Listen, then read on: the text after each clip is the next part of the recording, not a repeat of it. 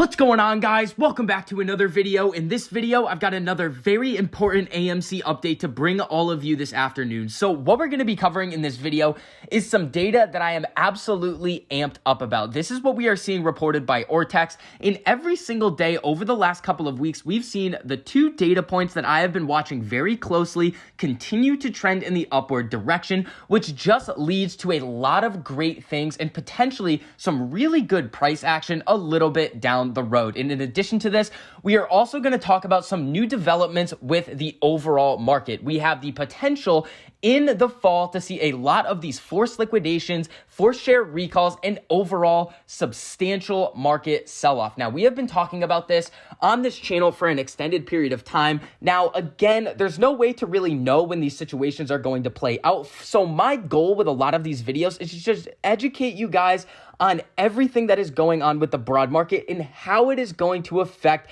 AMC and this short squeeze play that we have on hand. So before we get into all of that information, if you enjoy the information and analysis that I provide for you in this video, make sure you go down and hit that like button. It costs you nothing to do it, but it really helps us out a whole lot in getting this information out to as many people who want to learn. And the more people that we have staying up to date with accurate AMC information, the stronger our community becomes. And if you guys want to see more videos like this, make sure you hit that subscribe button. So we are seeing AMC on another red day. We are seeing the stock at the current time that I'm recording down about 2.7%. Now, in my opinion, I do think that we have a little bit further to go to the downside, and we're going to go over exactly why I think that and why it's actually good for us for the next potential giant price movement to the upside. So let's get into some of this data that I am incredibly excited about. So when we come over to Ortex, we can see that the exchange reported short interest on July 30th was 16.78%. So when Ortex updated their numbers to account for that exchange reported short interest,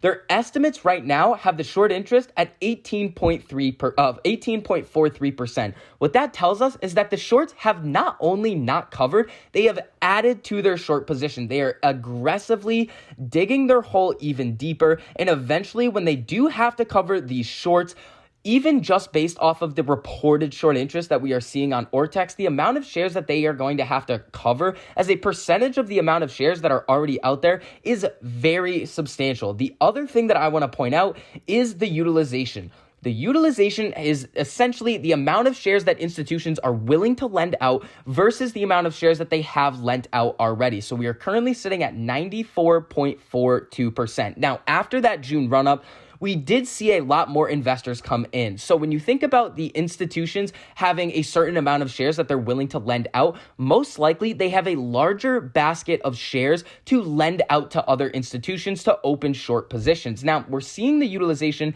continually increase. So what I am looking for is one, utilization to get above 95 or 96 by the end of this week. Now, that does not mean that we are going to see a forced share recall when we get to these levels. It just puts us even closer, and it makes it more difficult for these institutions to get their hands on shares to enter into new short positions on AMC. And if we look back to utilization, in April, we did hit that 100% mark. We had 99.99, and we stayed there for an extended period of time. So once we get back up to that really close to or at 100% utilization, that is when I'm going to think, okay, game on. We could be close to the next price movement upwards due to the ability for all of these shares to be forcibly recalled at any time, as we have seen here from this BNY Mellon report. Lenders can recall their securities whenever they want for whatever reason they want, and they do not have to provide an explanation. This is something that we have gone over a lot over the past week. And I just want to explain to you guys one specific thing. In order for the utilization to go up, you need more shorts to come into the market. When you flood the market with supply, the shares and the value of AMC is most likely going to decrease. So if we continually see the utilization go up, we are most likely going to see the stock go down as well. But in my opinion, this is not something that we need to be worried about in the slightest. So really what we have right now is a waiting game. We are waiting for the different data points to get to specific levels in order for us to see potentially a forced share recall, which could feed into a catalyst for our next price movement to the upside. As I've been saying in a lot of my live streams, being patient and being less emotional, I understand there's a lot of money at stake here. It's going to help not only your mental health, but your ability to stay in this position for a longer period of time, if that is what you want to do. We are going to see a lot of price movements to the downside and significant price movements to the upside as well. But again,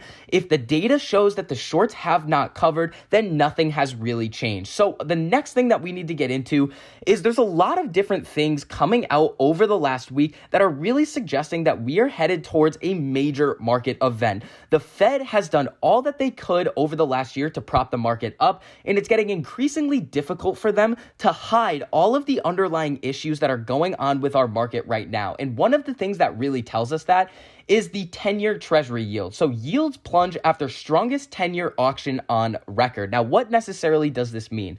When we come over to the actual 10-year Treasury rate right here, when we see the 10-year Treasury yield go down, what this means is that more people are piling into this bond. What this means is that more people are moving their money from riskier investments into safer investments. I've heard a lot of people doing this that are more passive investors. They're seeing the different data points that are coming out, and they're moving their portfolios into safer assets. So we saw a bond auction for that 10-year Treasury today, and a lot of money was poured into these bonds. So people are getting very worried about the overall state of the market, and we are seeing that reflected in the 10-year Treasury yield by it absolutely tanking throughout the day today. Now, the second thing that we really need to go over is this debt ceiling situation. So if you guys don't really remember, in the beginning of August, it was announced that the government was not going to raise the debt ceiling. So what this means is that it really tightens and puts a lot of pressure on our government because they already have a lot of outstanding debt. If they are not able to issue more bonds and generate more money,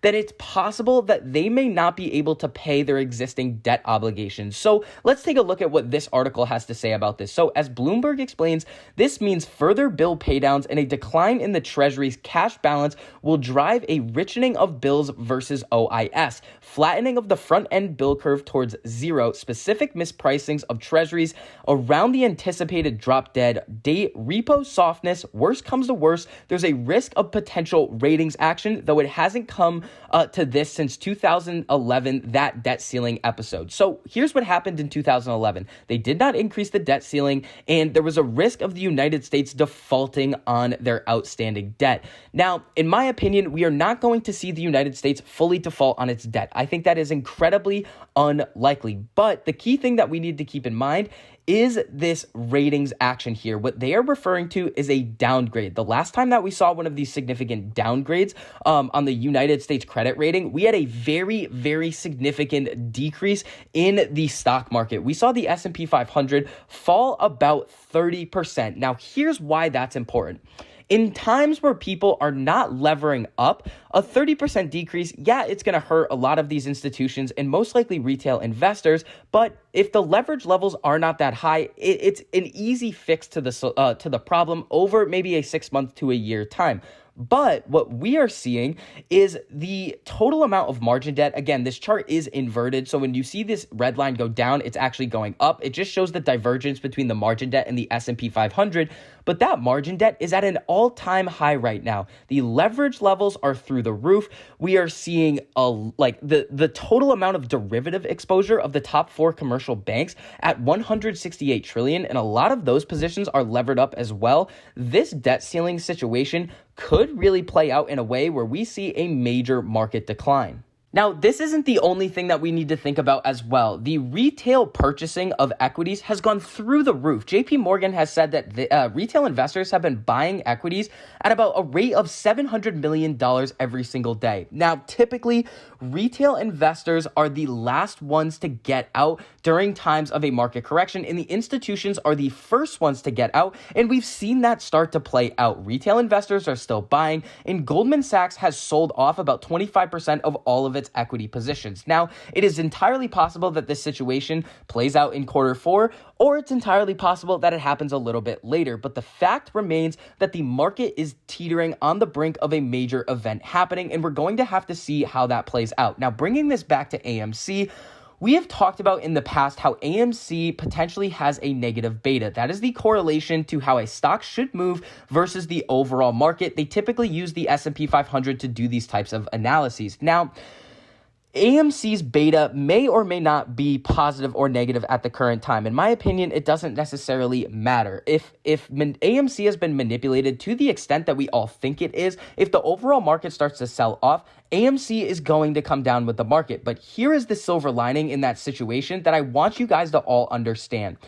If the shorts are adding significantly to their short positions to push down the price of AMC, and they can push it down enough where they think, well, we are now not taking as much of a loss on our position anymore, or we actually made a little bit of money on this position, what's going to happen? So a lot of these algorithms are trading these positions. They're going to switch to buy, and eventually we could see that be one of the catalysts that starts the squeeze. We saw something very similar happen to Volkswagen in 2008 when the overall market was selling off as well. So if you guys couldn't tell by this video, it doesn't really matter if the market corrects first or if AMC squeezes first. In my opinion, I am incredibly bullish on AMC going forward. That is why I have my hard-earned money invested in this, and I am extremely excited to see how this situation plays out, not only into the end of Q3, but throughout the end of this year. So that is going to conclude this update on AMC and the broad market. So if you guys enjoyed the information and analysis that I provided for you in this video, make sure you go down and hit that like button. It costs you nothing to do it, but it really helps us out a whole lot in getting this information out to as many people who want to learn. And if you want to see more videos like this, make sure you hit that subscribe button and turn on that notification bell so you're notified every time I post a new video, so you get to stay up to date on all of your favorite stocks, learn about a couple of new ones, and see exactly which options I'm trading and which strategies I'm using to trade them. So I hope you guys are having a great day, and I'll see you guys in the next video.